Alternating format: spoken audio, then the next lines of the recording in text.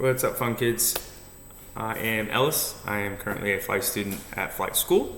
And so I created this channel to read to my girls when I am not there at bedtime and those times that they want to hear me. So I'll be reading chapter books and story books. I am continuing the reading of Scooby-Doo, Vampire Zoo, Hullabaloo, written by Anthony Steele and illustrated by Jeralds. So stick with me. We are on chapter 3, Out on a Limb. Daphne, Velma, and Fred all searched a different part of the zoo.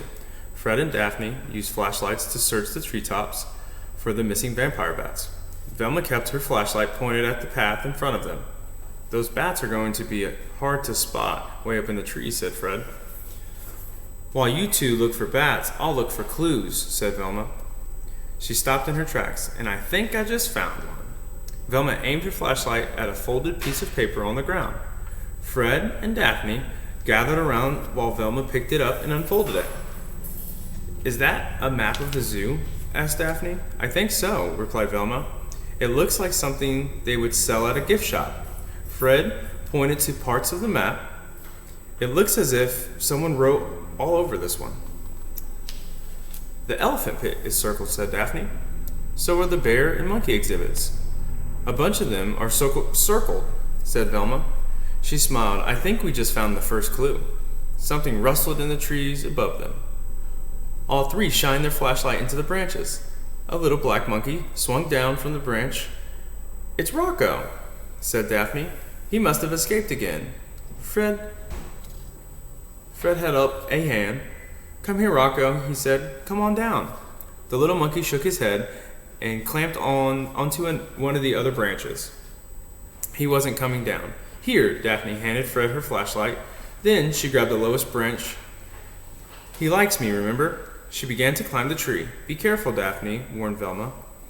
Daphne made her way up the tree until she was next to the monkey. She reached out her hand. Hi, little guy, she greeted. Remember me? Rocco took her outstretched hand and swung onto her shoulder. He chattered happily. Daphne looked at the branch below her. Now I just have to find my way down. Crack!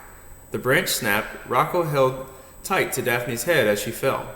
Someone caught her just before she hit the ground. Thanks for the save, Fred, said Daphne. Daphne, said Fred. I'm over here. Daphne saw that Fred and Velma were hiding behind the tree trunk.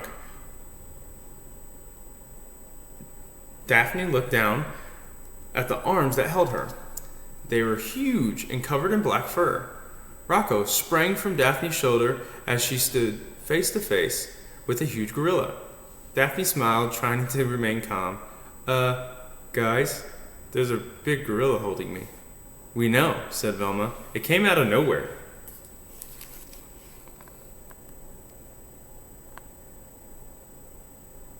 That big gorilla. He looks happy.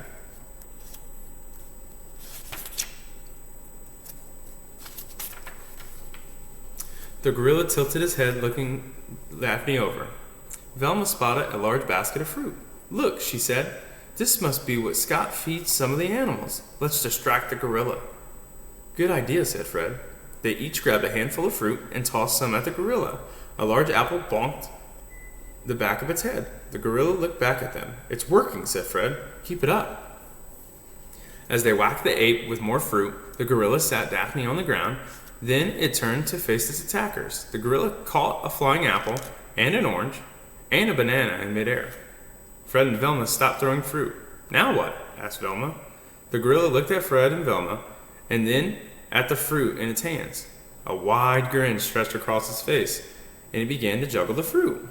Whoa, said Fred. He must be one of the former circus animals, said Velma. The gorilla caught all the fruit in one hand and took a bow. Fred and Velma clapped. Daphne joined them. That was amazing. I guess we better find Scott and let him know that his gorilla is on the loose, said Fred. Velma looked around. Where did he go? Everyone scanned the area, but the gorilla and Rocco were gone. They were just right here, said Daphne. How could they have disappeared? Ha ha ha ha ha. What was that? Asked Fred. Daphne shivered, a creepy laugh in the middle of a dark zoo. Jinkies, shouted Velma. Look! She pointed to the dark figure flying down the pathway toward them. Ha ha ha ha ha. The figure laughed as it swooped towards the gang. A vampire, yelled Fred. Run! And next, we'll read Chapter 4, Frightful Flight. Thank you for listening to this chapter. To my girls, good night. I love you. I'm proud of you. I miss you. To everyone else, thank you for listening, and have a good night.